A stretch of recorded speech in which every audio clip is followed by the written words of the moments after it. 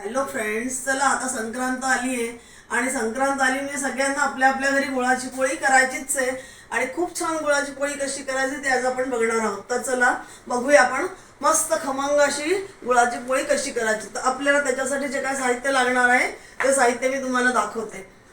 सगळ्यात आधी आपल्याला गूळ तयार करून घ्यायचा आहे. तो गूळ तयार करून घेण्यासाठी आपण हा 1 वाटी गूळ बारीक चिरून घेतलेला आहे. त्याच्यामध्ये टाकायला आपल्याला बेसन घ्यायचं आहे. पाव वाटी बेसन घेतलेलं आहे.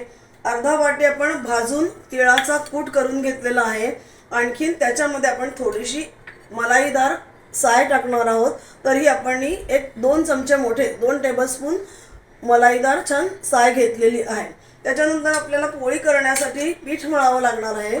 त्याच्यामध्ये आपण 1 वाटी मैदा आणि 1 वाटी कणकेचं गव्हाचं पीठ घेतलेलं आहे आणि त्याच्यात मोहन टाकायला म्हणून आपण हे 2 टेबलस्पून तेलाचं मोहन टाकणार आहोत. तर 2 टेबलस्पून तेल आपण घेतलेलं आहोत. आता आपल्याला कसं करायचं हे पाहिजे. सर्वात आधी आपण बेसन भाजून घेऊया. तर चला आपण गॅस चालू करू आणि गॅसवरती बेसन भाजून घेऊ.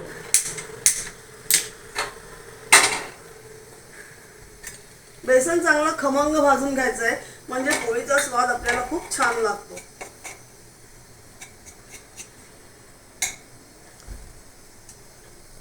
हे आपलं बेसन आता भाजून झालेलं आहे. खमंग वास बेसनाचा सुटलेला आहे. आता हे बेसन आपण काढून घेऊया. आणखीन याच कढईत आपण आता पुढचं गूळ तयार करू. आता या कढईत आपल्याला गूळ गरम करायचा आहे. तो गूळ गरम करायच्या आधी आपण याच्यामध्ये एक छोटा चमचा भरून तूप टाकणार आहोत. हे असं थोडंसं तूप टाकू म्हणजे गूळ कढईला चिपकणार नाही आणि मग आपण गुळाला गरम करणार आहोत. हा 1 वाटी गूळ घेतलेला आहे मी आणि हा 1 वाटी गूळ आपण आता कढईत टाकायचा आहे आणि याला गरम करायचं आहे.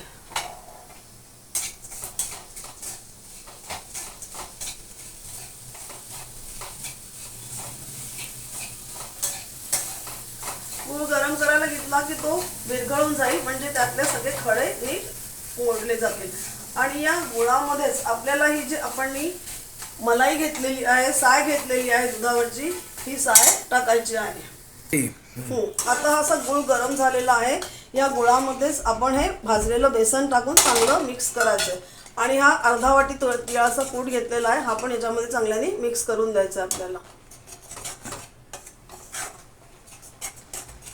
आणि मग आता आपण हे मिक्स करून गॅस बंद करून द्यायचा.